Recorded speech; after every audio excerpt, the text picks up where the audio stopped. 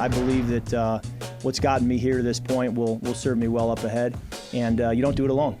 And you got to do it with the people around you. And again, that's why when you get here and you look around, you think, boy, there's great people here. And it's not just the football team. I mean, I'm looking at the support staff, yesterday, calling our head athletic trainer, talking to our head of PR. I'm thinking, we got good people here.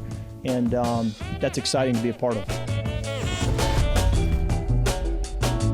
That was just one of the ways Kirk Cousins admitted that there was improper contact between the Falcons and him during the 52-hour negotiating window. He spoke to the head athletic trainer on Tuesday, smack dab in the middle of that window. He would later say in his introductory press conference, held just a few hours after the window opened on him being able to talk directly to members of the organization. He had spoken with Director of Player Personnel Ryan Pace, the former GM of the Bears, and Cousins also said that Kyle Pitts, the Falcons' tight end, had been actively recruiting him for multiple weeks, and that Cousins got involved during the negotiating window in the recruitment of Darnell Mooney to the Falcons.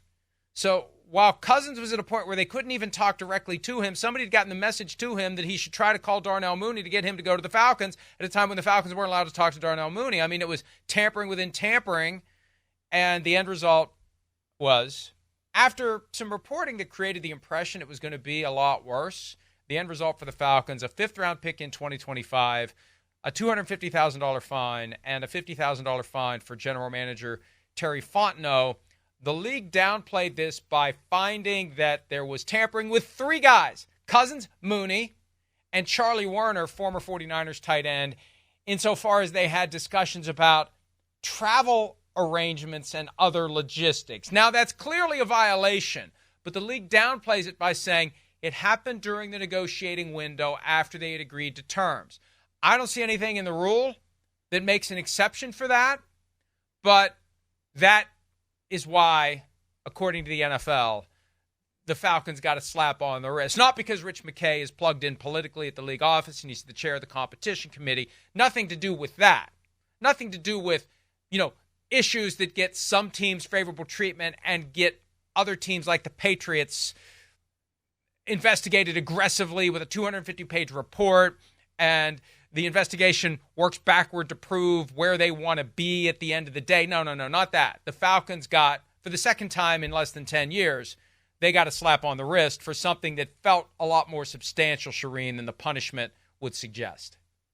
It was a slap on the wrist, Mike, and I expected far stronger punishment than what they received. I mean, I know they were breathing a sigh of relief to get that. I mean, that is nothing. Let's be honest about it. It's nothing. And Mike, you did all this reporting. I know you're going to talk a little bit about it, but one thing I found interesting was the clip we saw talked about him calling trainers and the PR staff, but originally he used the word meeting. And the NFL mentions nothing about looking at video. So I am interested if they reviewed video to make sure he didn't show up at the team facility the day before he was supposed to be there, whether he did or didn't. They never mentioned anything about reviewing video. They said phone calls and transcripts of press conference and other things, but they never mentioned specifically video in there. So I am interested if he was at the team facility the day before. But regardless, I mean, Kirk Cousins brought all this up and lays it out there for you that they absolutely 100%, you can't argue otherwise, tampered.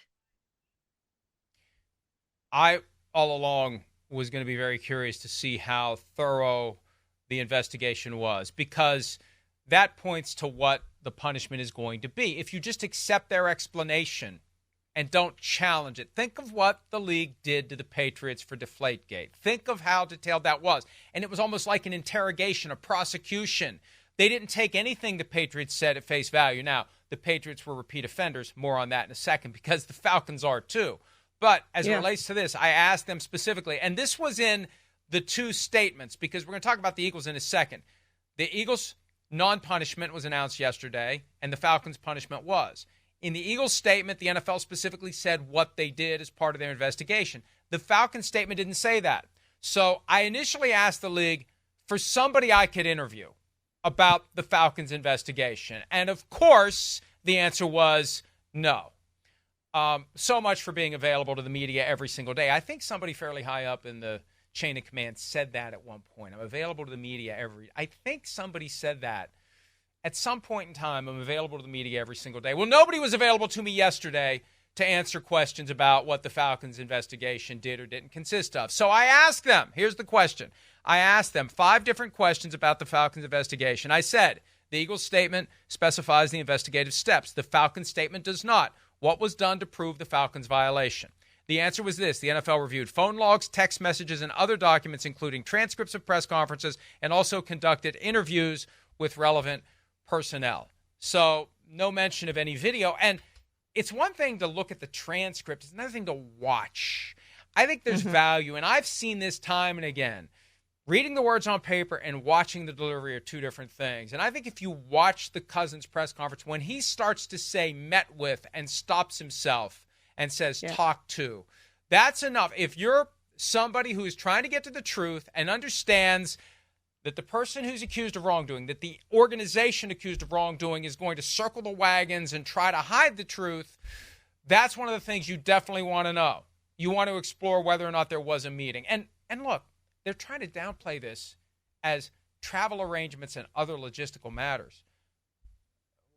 You're not talking to the athletic trainer for travel arrangements. You're not talking to Ryan Pace for travel arrangements. So I believe that there was more there. And absent full transparency from the league on what the investigation did and didn't consist of, they can't convince me they didn't just cover this all up and slap the Falcons on the wrist and move on. Whatever the reason, whether it's because the Falcons have most favored nation status because of Rich McKay's juice at 345 as chair of the competition committee, whatever the case may be, I reject as insufficient and incomplete and not transparent the NFL's explanation on all of this, Charean. Well, Mike, and if you're talking about reading a transcript, was it a team transcript? Because if it was a team transcript, there's We've seen enough of these team transcripts to know that not everything is in a transcript. So was that part even in the transcript? It may not have been. I mean, you and I have done this a really long time, and teams cut out parts of transcripts all the time. We see it every single day. Oh, you're right. And when somebody misspeaks and corrects himself and keeps going, that's the easiest thing in the world to justify leaving out.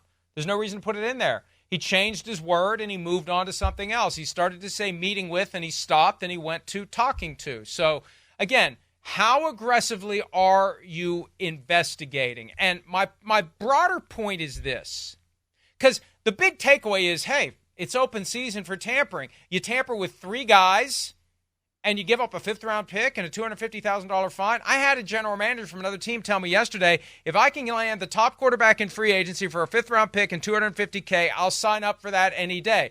But here's the reality. It's not the same punishment for everyone. That's the problem. Yeah.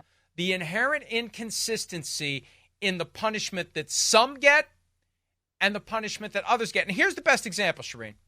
I mentioned this earlier. The Falcons are repeat offenders. The Falcons cheated in 2015. They were busted for using fake crowd noise. Busted. And you know what their punishment was? 5th-round pick and a $350,000 fine. Oh, and Rich McKay was suspended from the competition committee for 3 months starting April 1, when what really happens in those 3 months anyway. The big months for the competition committee are February and March. By April, they're done for the year. So that was the punishment for using fake crowd noise. What are you doing when you're using fake crowd noise? You are trying to cheat. You are trying to make it harder for the opposing offense to operate in your stadium. 5th-round pick. This time around, tampering with 3 guys, 5th-round pick.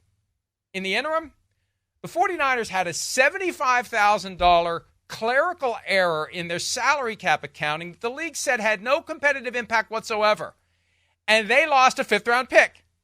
And they had their 4th-round pick this year downgraded by 4 spots. So, the 49ers, for a clerical error involving $75,000 and no competitive impact, got worse from draft pick standpoint than the Falcons did when they used fake crowd noise or when they tampered with 3 guys with this nothing to see here downplaying its only travel arrangements nonsense that the league is trying to get us to accept. It just shows you. No, be careful. Don't just assume that this is the punishment. If you do it, Patriots, if you do it, 49ers, if you do it, Raiders, if you do it, Saints, we're going to get you.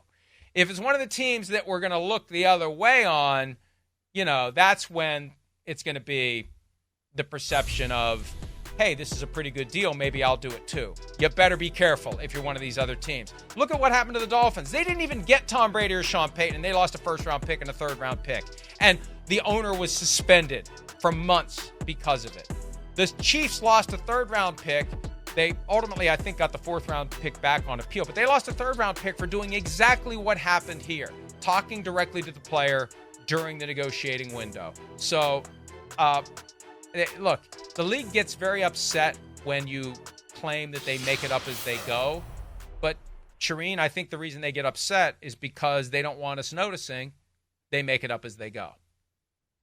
Well, here's the thing, Mike. We're not the only ones that were surprised by this. As you said, GMs around the league, teams around the league are livid. Shocked and livid. And I was going to say, if I'm the Vikings because I lost Kirk Cousins or the 49ers because of the punishment I received for a clerical error, I am more than livid at this point about what the penalty was for the Falcons for what they did. Those two teams in particular. But yeah, there's surprise and there's anger around the league for the light punishment that the Falcons got. And I would think that the Falcons are saying, thank goodness, this is all we got. We feel good about this. It is a very light penalty for them. I know they're breathing a sigh of relief and they're relieved that was it. That's all they have to do. That's easy. Hey, we'll get the best quarterback in free agency for that any day of the week. And that's what they did, got away with it. And other teams have not. So yeah, I think, it is a case by case basis, but they don't look back on what they did to other teams. Like there's no, okay, what was the precedent? They don't look back on that, which they absolutely should, especially for a repeat offender. One of the first things you learn in law school is the importance of precedent, binding precedent, persuasive precedent, precedent this, precedent that, because court cases that are in almost every situation requiring an interpretation and application to specific facts. Where's it similar? Where's it different? You're guided by precedent. And you try to distinguish, well, this really isn't the same. The facts are different. And that's what lawyering is. That's what happens in cases like this, or at least that's what should happen. It doesn't happen. The NFL wants to make its decisions case by case with any and all factors to be considered, including how happy or upset is this going to make the owner or other key members of the organization? And I look at it this way, too. Some others in the media, and it's funny, there are other reporters who will try to instigate me to attack other reporters and say, can you believe they reported this? Can you believe they reported that? Shefty reported draft week that the announcements for the Eagles and the Falcons tampering investigations could be coming, and the league came out right away and said, no, they're not. 2 weeks ago, Shefty said they're coming, and they didn't come. That, to me, tells me that there was some stuff going on behind the scenes to try to push this away from where it was going, that delay. Because the way Schefter reported it, I got the very clear impression the Eagles were going to get whacked, and the Falcons were going to get it a lot worse. The Eagles got nothing, and the Falcons got the wrist slap. And it might be that the Eagles got nothing to justify the wrist slap for the Falcons. Because if they were to hit the Eagles for a third-round pick for talking directly to Saquon Barkley, but a fifth-round pick for 3 violations, that would have been weird. So the Eagles might have benefited from this effort to give the Falcons less than what other teams would have gotten. But you're right. There's no consideration for precedent. There's no desire to be consistent. They make it up as they go. And they crave that ability. That's one of the reasons why they use the secret rigged kangaroo court of arbitration, with the commissioner ultimately responsible for resolving any and all legal disputes involving the team, the leagues, whatever, when employees who have those things in their contracts or can otherwise be forced into arbitration try to sue.